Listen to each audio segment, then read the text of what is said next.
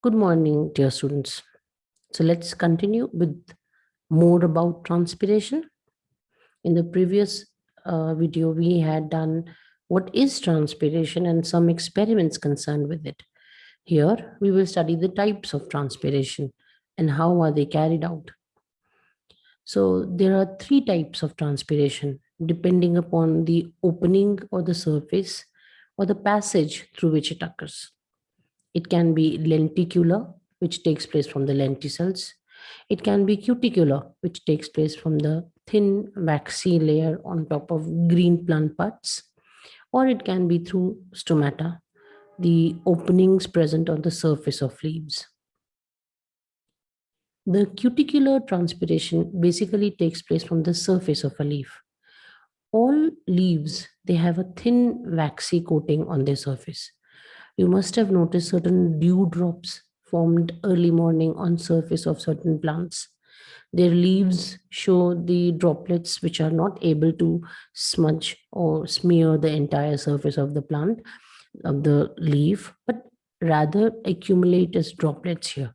This is because the layer of the leaf surface which is present here, this is called cuticle, and it makes the leaf waterproof. It is this very cuticle through which some amount of transpiration occurs. In fact, a total of 5 to 10% of the total transpired water comes out through cuticular transpiration. The cuticle is actually made up of a substance called as cutin. This cutin is the waxy and the waterproof layer meant for protection from water. So the transpiration which occurs from this is called as the cuticular transpiration. The next is the lenticular transpiration. The lenticels are small openings present on the surface of bark or trees or their trunks, basically on the surface of wooden structures. The lenticels remain open at all times. There is no mechanism by which the lenticular transpiration can be stopped by a plant. But this lenticular transpiration will be taking place on hard woody surfaces only. It will not be taking place from the leaves or any soft green plant parts. So the lenticular transpiration is the type of transpiration which a plant cannot regulate. Just like cuticular transpiration, which cannot be regulated, the lenticular transpiration can also not be regulated. Third category of transpiration is called as stomatal transpiration. Now, stomata are minute openings which are confined to the epidermis of green leaves and shoots. Now, in a leaf, if a section of a leaf was to be studied, the upper and the lower epidermis has got a thin layer of cuticle, and majority of the stomata are present in the lower epidermis. Some stomata are present on the upper surface also, but maximum number of stomata are there on the lower surface. It is through these openings that the moisture is lost by the process which we call as stomatal transpiration. Roughly 80 to 90% of the water lost by transpiration comes through this stomatal opening only. Now, these stomata are minute openings which are guarded by two cells on their sides. The opening is called as stoma, a singular is stoma, plural is stomata. These openings are covered on the sides by cells which are called as the guard cells. So you can see the guard cells open or close, and the stomata opens or it closes.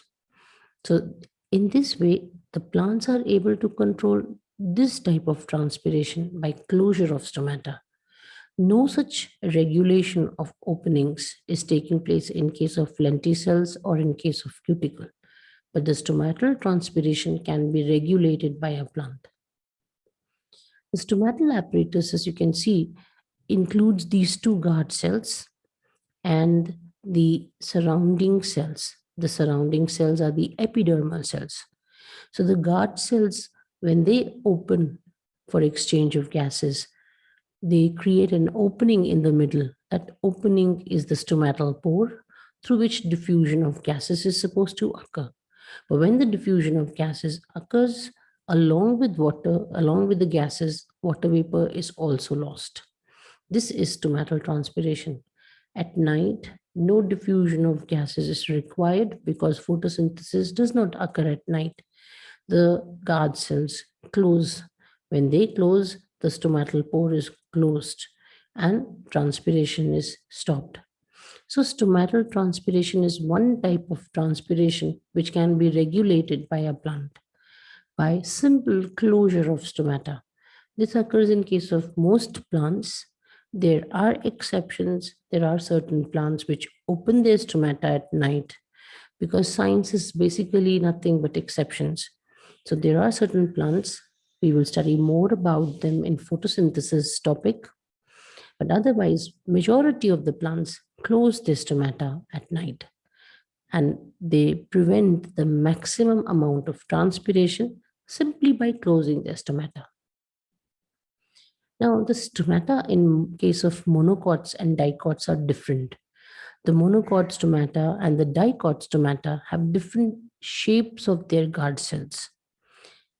Okay, if you were to see the monocot guard cells, their shape is the dumbbell shape, but the dicot stomata, their shape is the bean shape. Now, whatever the shape, but when the guard cells surrounding these stomatal pores, they become turgid with water. Then the stomata opens. The guard cells bulge outwards, creating an opening, which we call as the stoma. At night, the guard cells become flaccid and they close the opening. So, in this way, they are able to regulate opening and closing of stomata, simply opening and closing of the guard cells. The opening and closing of stomata is able to regulate majority of transpiration in case of plants. Now, if you were to study the leaf cross section, which we had done in the previous diagram earlier, the upper and the lower epidermis has got certain cells inside them. These cells are called as the mesophyll cells. Now, the mesophyll cells are of two types, palisade and spongy. Now, palisade cells are more like pillars, long, elongated cells, and the spongy cells are irregular or uneven.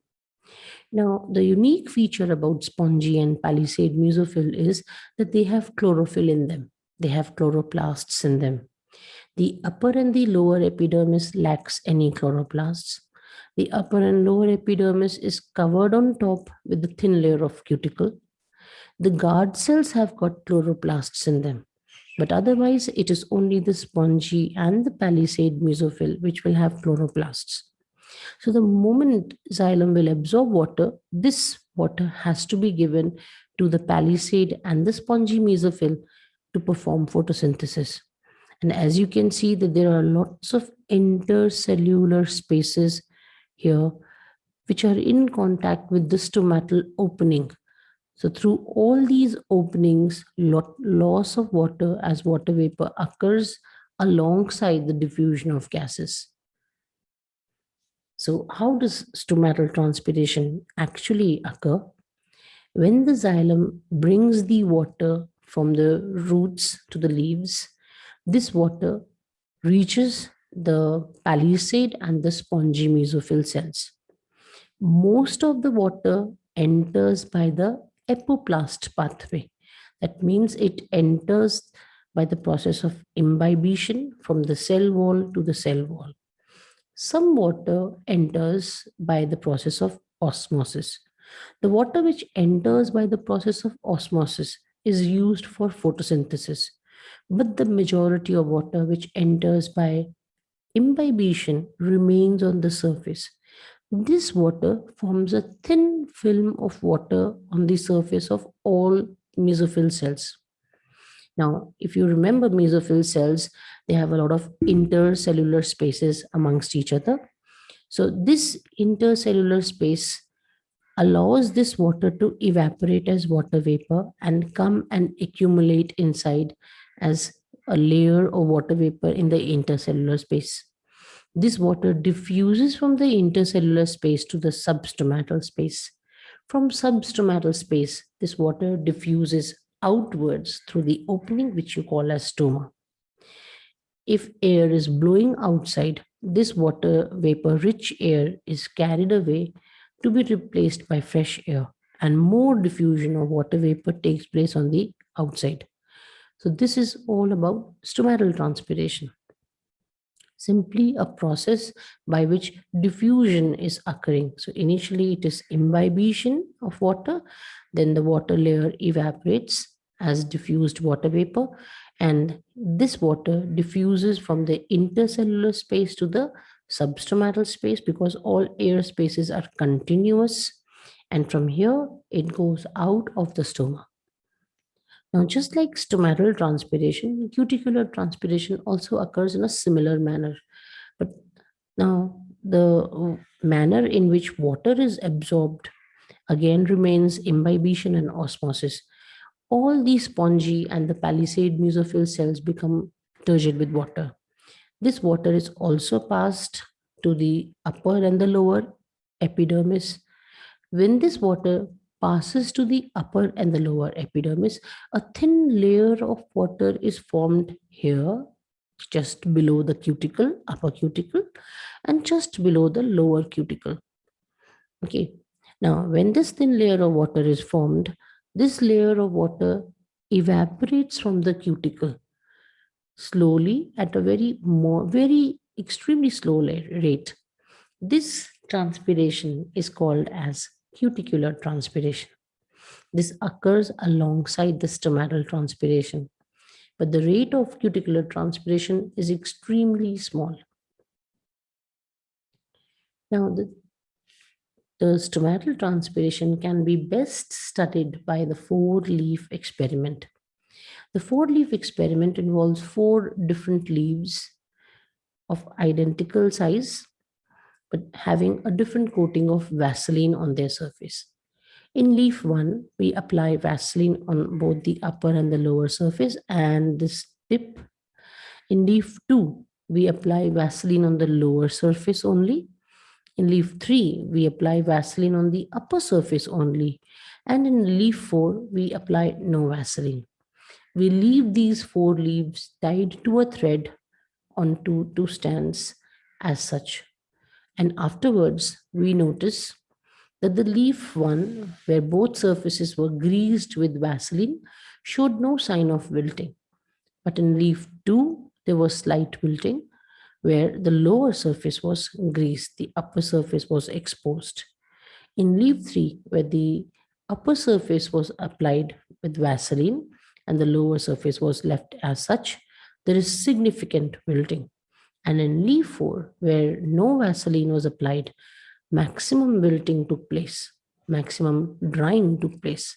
This indicates that maximum transpiration took place from here, where both the surfaces, upper and the lower, were exposed to the air. But in leaf 2 and 3, since the number of stomata present on the lower surface are more transpiration took place from leaf 3 than from leaf 2. Thereby, leaf 3 wilted more as compared to leaf 2. In case of leaf 1, both the surfaces were covered with Vaseline, so minimum transpiration took place. So this tells you that more stomata are distributed on the lower surface than on the upper surface of a dorsiventral leaf. Now, if somebody asks you which surface of the leaf transpires more water, you can easily mention that the lower surface. We can also study this by using a cobalt chloride paper strip. If cobalt chloride paper strips are attached to the upper and the lower surface, covered with a glass slide and held in place with paper clips, we notice that the cobalt chloride paper slip attached to the lower surface turns pink faster as compared to the one attached to the upper surface, indicating that more transpiration takes place from the lower surface than from the upper surface of the leaf. So with this, we finish the types of transpiration and the processes involved in transpiration. In the next video, we will be studying the factors involved and the mechanisms and the ways by which plants reduce transpiration and its significance. So that's all from this topic. Thank you very much and God bless you all.